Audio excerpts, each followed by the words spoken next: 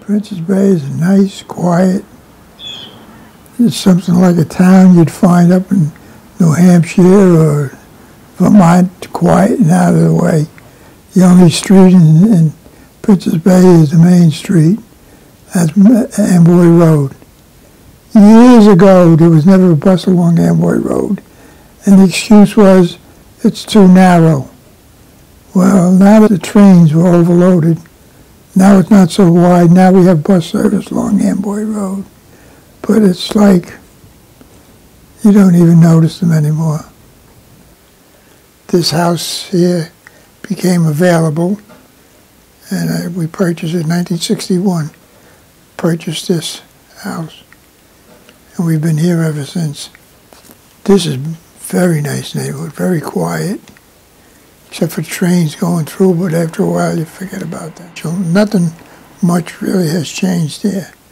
This plot, originally, the house on the corner of Manee and Utica was a farmhouse, and all this property was farm.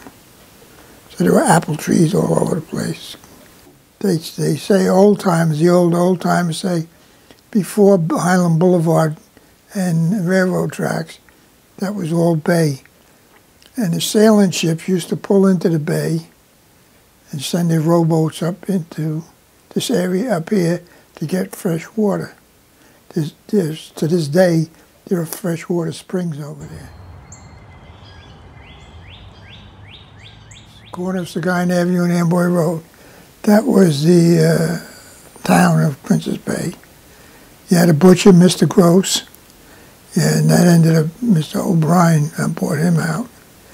You had a grocery store, Bob and Bill's grocery store. Next to that, you had a delicatessen, and that ended up being a pizza place. And next to that was a pool store. And that was the whole town. On the other side of the track, then you had a dry cleaner and you had Bobby Baker's.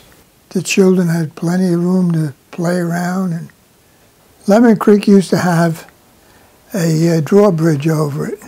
Bayview Avenue actually went over top of Lemon Creek. And Mr. Schulteis, who lives right over in that house on the other side of the railroad track, Mr. Schulteis was the bridge tender. And it had a great big key.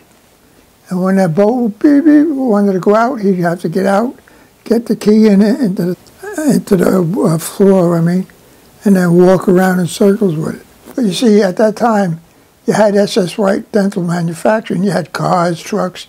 That was a busy road. So you needed the bridge. Scudder Avenue is historic, too. Because up at the end of Scudder Avenue, up on Scudder Avenue is the ice pond. That used to be an ice house. They sold ice from there. Sister Vincent, after that, everything else was going good, she got the Detective Society to fix the ball field, made a nice ball field. And then her year was up, the other nun took over and sold the property.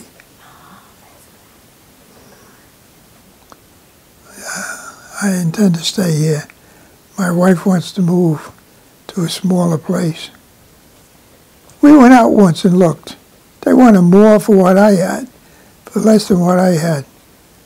I don't think so.